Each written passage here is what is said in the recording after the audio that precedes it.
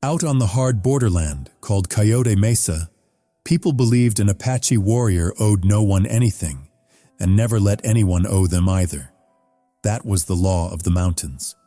But on this morning, just as the sun lifted itself over the horizon, the whole town saw the Apache war flag appear on the ridge above. Leading the riders was a tall woman, whose shoulders looked like they could stop the wind. That was Chief Tala, a name powerful enough to quiet every troublemaker in the saloon the moment it was spoken. She had not come for war. She stepped down from her horse in front of a small house on the edge of town, the home of a man who lived quietly apart from everyone else. Then she went down on one knee on his porch, bowed her head, and spoke slowly. Each word weighed and heavy. Long ago, you saved a child and asked for nothing. Today, that child has returned, and she carries a debt no warrior can repay with a blade. Tala stayed kneeling as the sun climbed higher over the eastern ridge.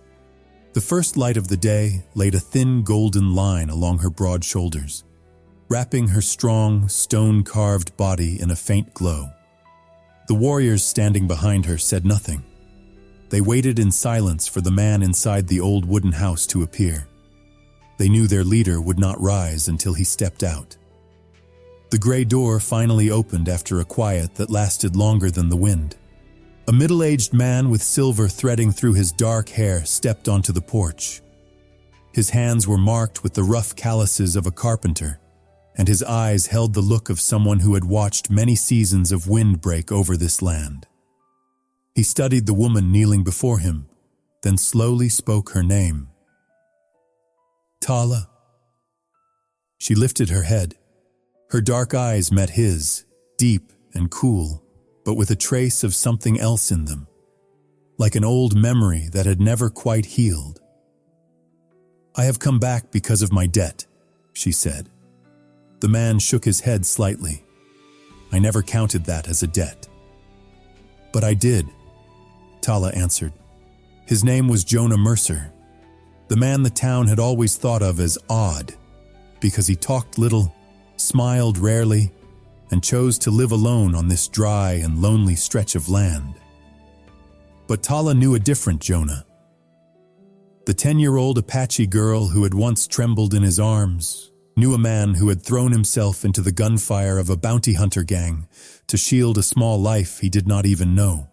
Years had passed, but that memory had become part of her heart, a piece that could not be carved away.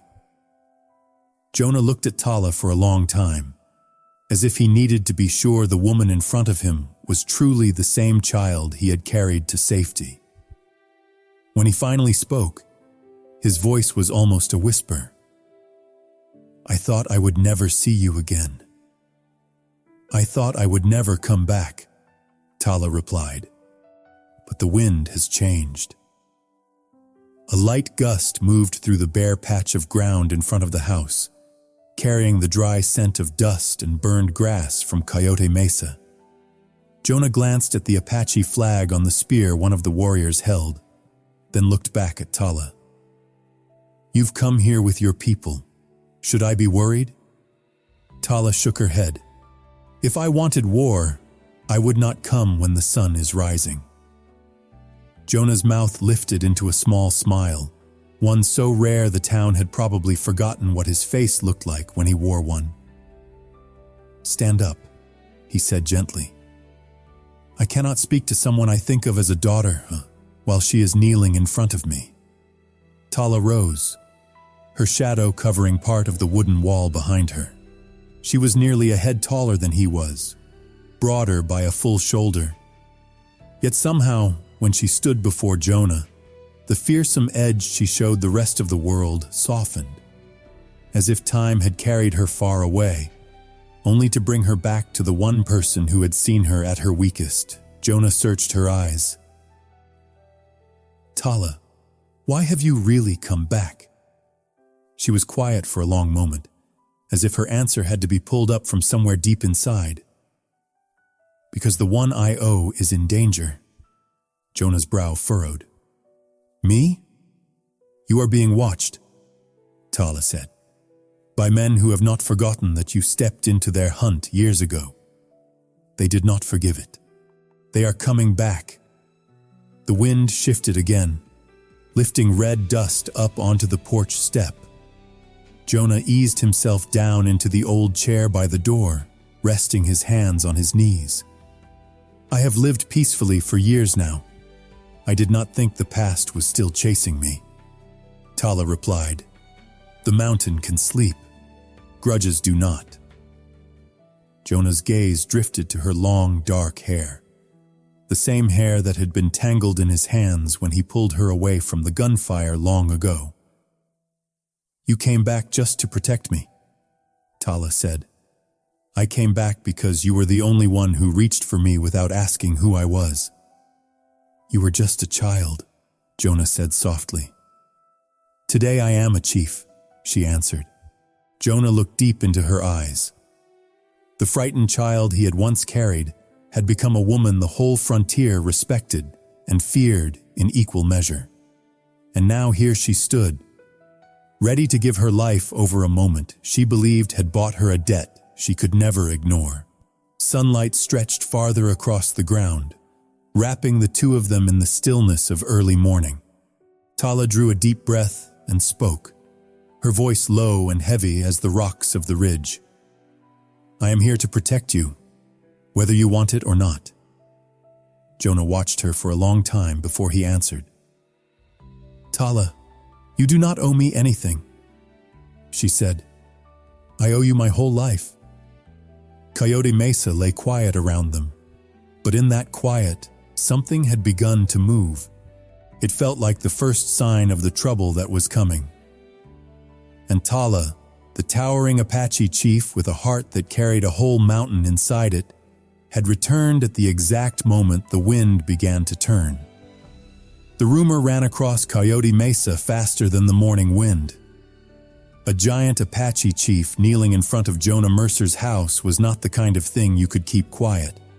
By the time the sun climbed higher, folks in town could still see Tala's figure from a distance, standing tall on his porch. So tall, the window behind her looked like nothing but a dark square tucked under her shoulder. Even though the Apache riders had pulled back toward the hill, no one dared walk any closer. Jonah leaned in the doorway, watching Tala as if he were rereading pages of his own past he thought he'd left behind. Tala, he said, I'm just a carpenter living alone. I'm not worth bringing a whole band out here. She answered in that low, steady voice. It is not because you are a carpenter. It is because you are the only one who ever held me back when I was running toward death. Tala, you were only a child, he said. She dipped her head slightly, but that child did not forget. A strong gust swept through, kicking red dust up in a long swirl. Tala glanced around, as if she were listening to something ordinary ears could not catch. Her dark eyes narrowed a little. Someone is watching you. Jonah folded his arms across his chest. I am too old for anyone to find me worth watching. Not men who want money, she said, her tone sharper but still calm. Men who want revenge. A gang of hunters once chased Apache children. You stopped them. They remember a long time what they call an insult. Jonah was quiet for a long moment, then asked, Tala, you are sure? She met his eyes. I walk in the wind of this land, Jonah. The wind tells the truth. In that instant, he understood why people called her a fearsome chief. It was not the size of her frame or the spear slung across her back. It was her eyes, like a piece of land that had taken all it could stand and was still standing. They looked past what people said and straight into whatever was real underneath. So what do you mean to do? Jonah asked. Tala did not look away. Wait for them to show themselves. When they come, I will stand in between. Jonah shook his head slightly. I don't want you starting a fight on my account." "Not a fight," she said, stopping blood from falling. "And how will you do that?" "With me," she replied. The wind rattled the old shingles on the roof. Jonah studied her wide shoulders and the way she stood, solid as a stone pillar. "You didn't look like this when you were small," he said. Tala answered without hesitation. "When I was small, I did not think I would live to see this day." Those words made Jonah fall silent. He looked at her strong face, the deep sadness buried in it, and spoke more gently. "You did live, which means you don't owe me anything now."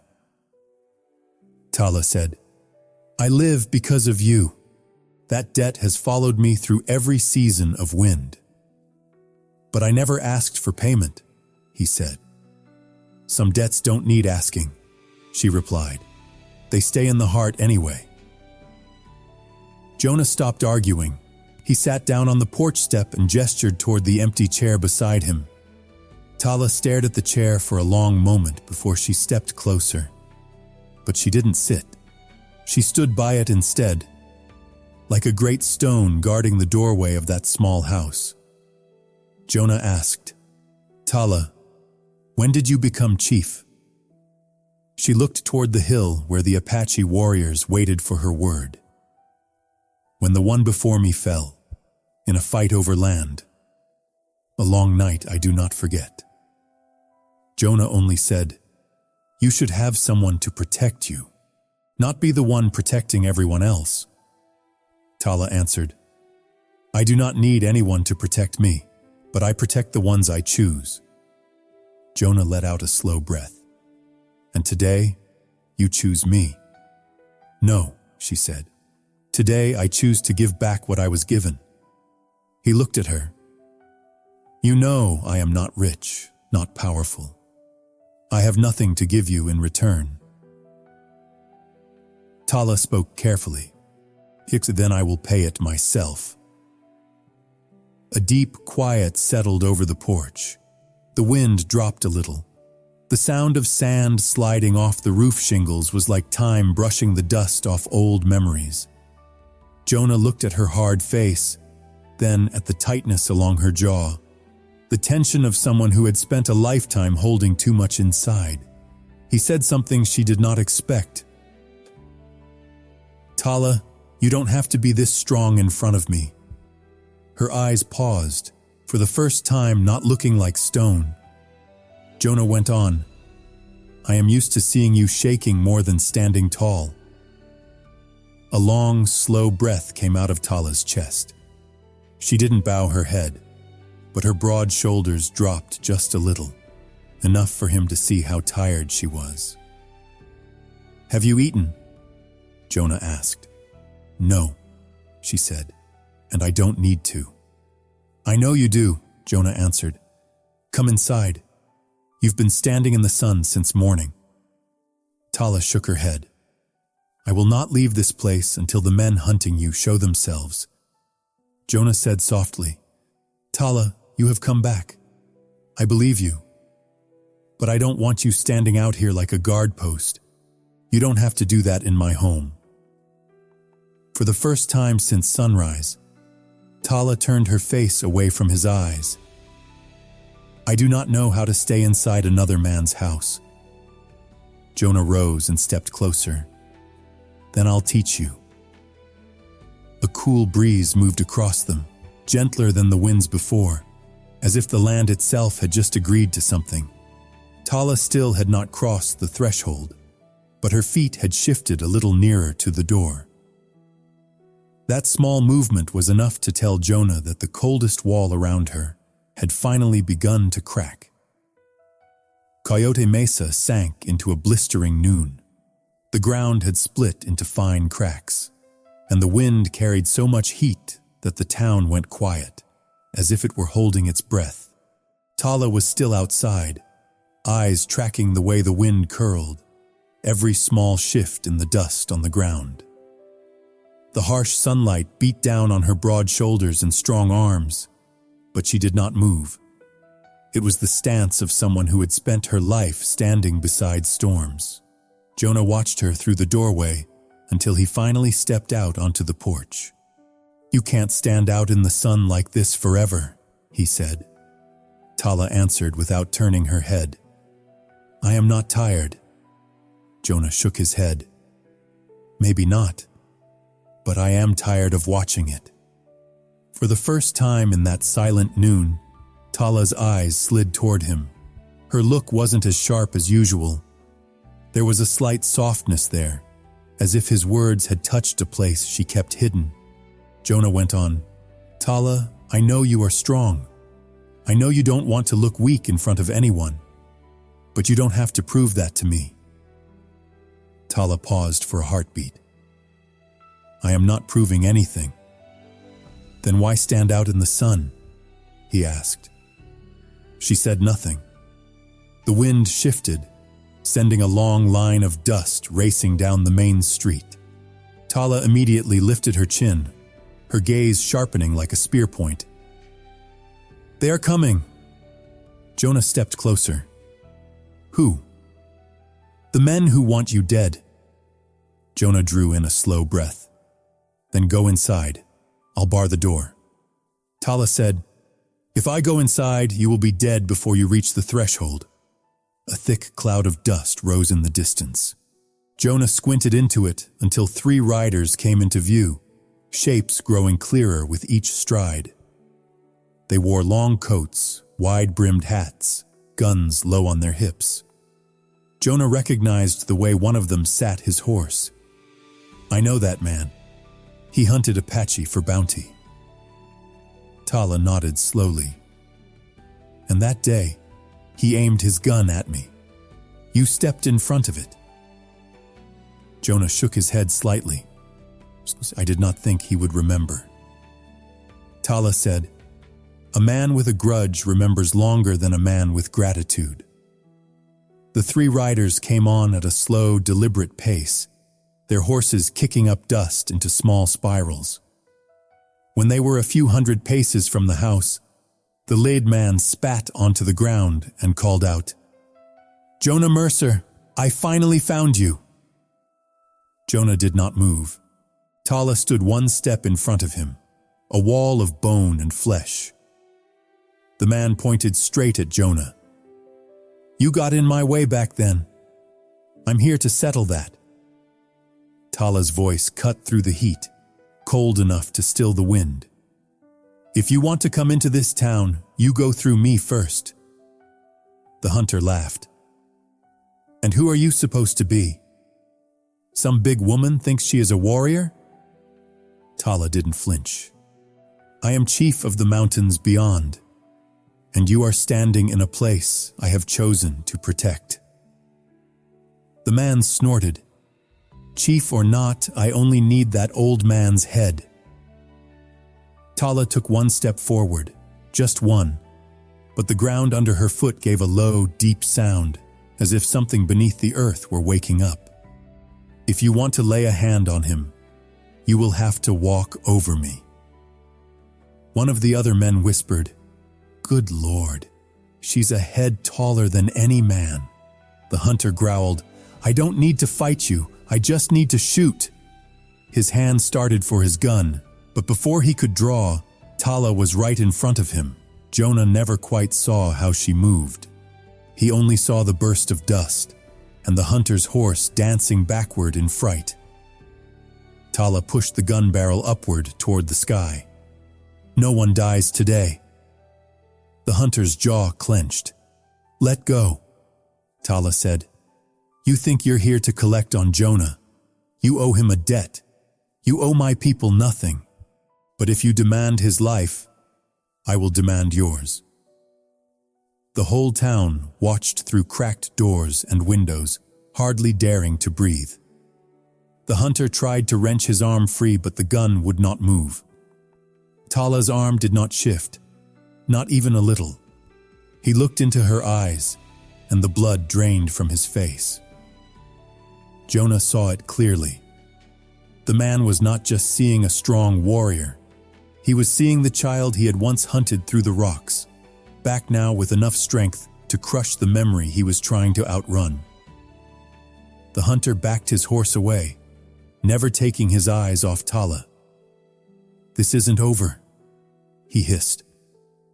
Tala answered, "If you come back, I will be here. I will be waiting." He wheeled his horse around. The other two spun theirs as well, hurrying to follow. The three of them faded into the dust. Jonah finally let out a long breath, the longest he'd taken all morning. "Tala, you did all that without killing anyone." She replied, "Because you taught me. That day you said, a man does not have to kill to live." Jonah stared at her. "You remembered that?" "I remember everything," she said. A small breeze moved across the porch, lifting her long, dark hair gently to one side. In that moment, Jonah saw what no one else in town would ever see. Beneath the hard stillness of a fearsome chief, Tala still carried a fragment of the trembling Apache child she had once been. And when she turned back to look at him, it was not the gaze of a warrior meeting an ally. It was the gaze of someone who had finally come home. After the midday standoff, few people in Coyote Mesa dared step out into the street. Even though the hunters had ridden off, everyone knew they could return with more men at any time. But what weighed on their minds more than that was the sight of the giant Apache woman still standing in front of Jonah's house, tall and unshaken, like a black stone pillar in the burning light. Jonah set a water jug down on the porch and called, "Tala, have a drink." She answered, "I'm not thirsty." Jonah said, "I know you're not thirsty, but you've been on your feet since morning." Tala didn't turn, her voice as flat and steady as cut rock. "I can still stand." "Nobody doubts that," Jonah replied. "But you don't have to stand like that in my home." Something in those words made her wide shoulders loosen just a little.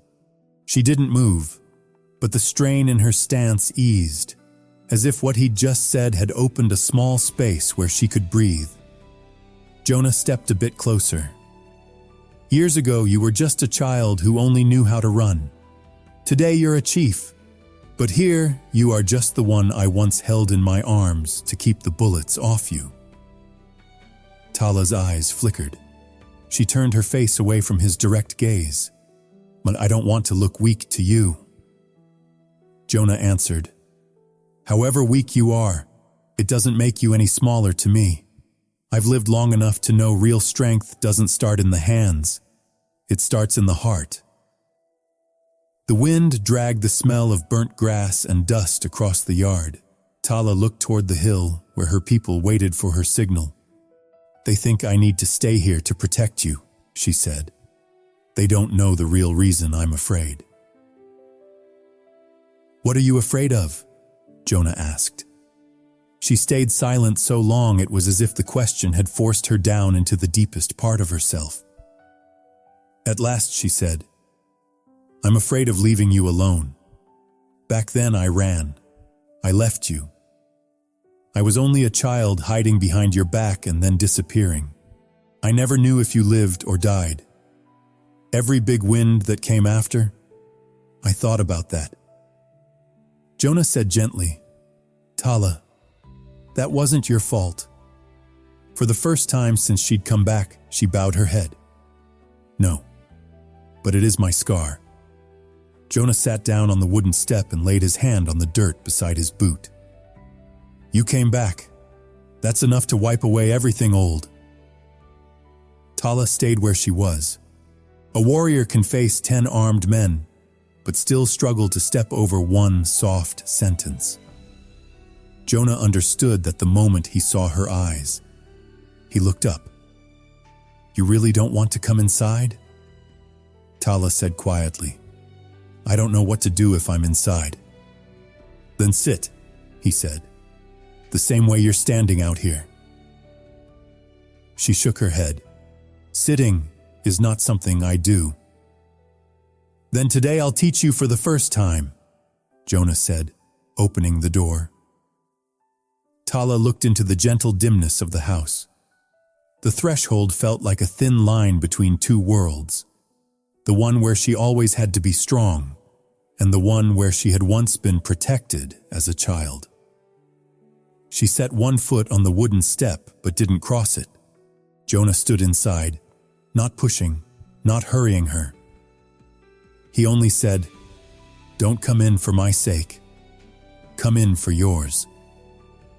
The words tugged at her like an invisible rope, pulling her toward a space she had always believed she didn't belong to.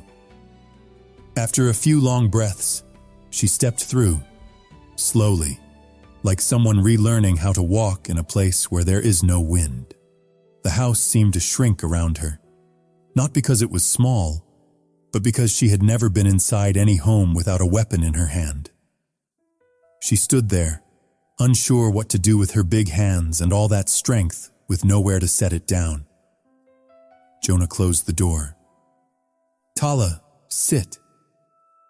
She looked at the wooden chair, then at him. "It's too small." Jonah smiled. "The chair may be small, but this house has room enough." Tala sat.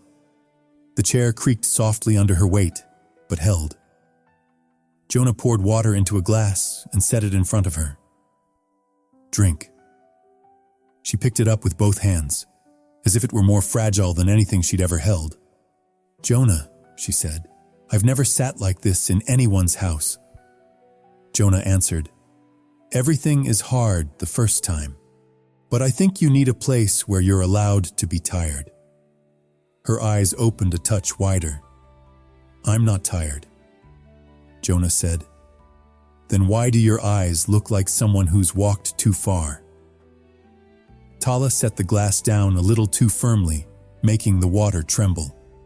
"I'm sad because you've lived alone all this time. Because I came back too late."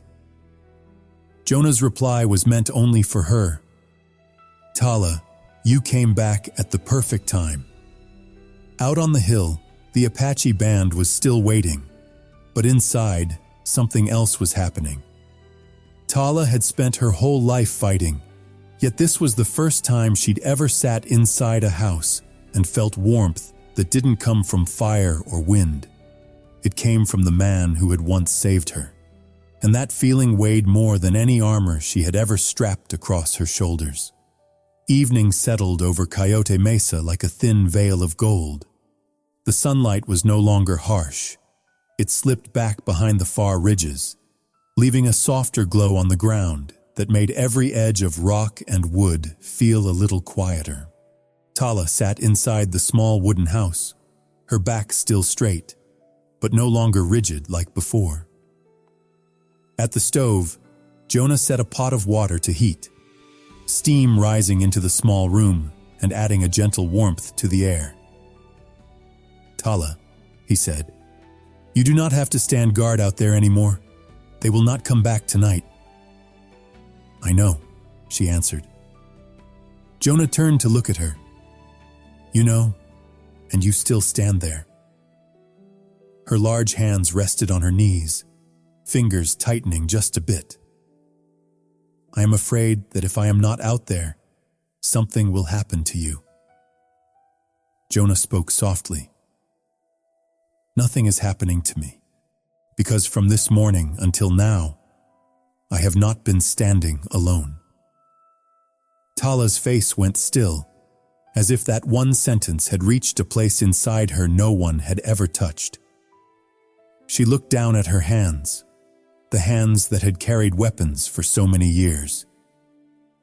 "Jonah, living as a chief means I cannot be weak, cannot be wrong, cannot stop.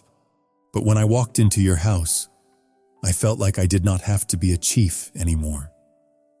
Jonah moved closer and sat in the chair across from her. "You are chief when you need to protect others, but in here, you are just Tala, and Tala is allowed to be tired." A deep breath left her chest. It did not sound like exhaustion, It sounded like someone finally laying down armor they no longer needed. Her eyes softened, though they still held the strength of a woman who had walked through many hard years of wind.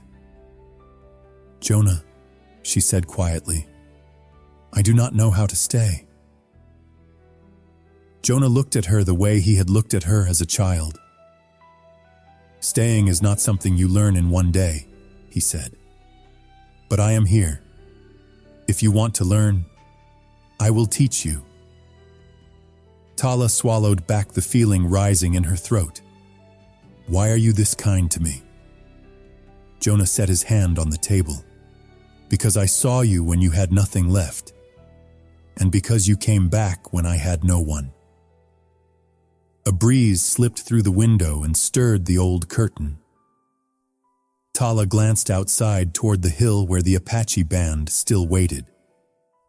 They watched Jonah's house from a distance, seeing their chief step into a world that did not match anything they believed a warrior's life should be. Tala's voice dropped. "They think I am strong, but they do not know." Jonah asked. "Do not know what?" Her answer came low and rough. "They do not know I have carried the fear of leaving you behind for 20 years. Jonah stood and walked to the door. He opened it, letting the last light of the day pour across the floorboards. "You can go back to your mountains," he said. "You can keep leading your people. You can go anywhere you choose. But Tala, if you think I am lonely, you are wrong. From the moment you stood on my doorstep this morning, I have not been lonely for a single minute." She looked at him, her gaze wide and quiet, full of things that did not yet have names. Jonah smiled, just a little. "Tala, I do not need you to repay a debt. I only need to know you are alive, and that you do not have to run anymore." Those words opened another door, this time inside her. Tala rose, her shadow filling most of the doorway. She spoke very slowly. "Then let me stop running." Jonah asked, "How long will you stay?" "As long as you need," she answered. Jonah said, "Then I will be needing you for a very long time." A beautiful stillness settled between them. Not the silence of fear, but the quiet of two hearts that had finally found each other again after years of being lost on separate paths. Long ago, he had reached out and pulled her out of death's way. Today, she had come back to shield the rest of his life from dangers he could not see.